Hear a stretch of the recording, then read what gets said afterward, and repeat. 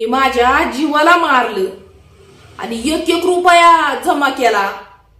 असं बघा मी 3,000 रुपये साचवलं होतं आणि त्या 3,000ची मी साडी घेऊन आले.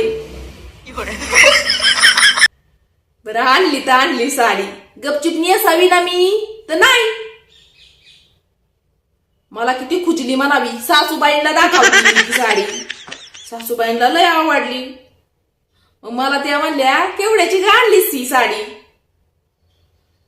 मग आता सांगणार कसं काय ती 3,000ची आणली म्हणून. माझ्या नावाने चांगला शिमगा करते की.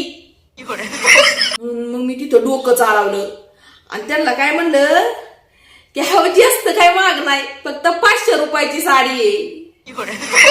मग त्या मला म्हणल्या की हे घे 500 रुपये तुला आणि ही साडी मला राहू दे आणि असली साडी तुला घेऊन ये.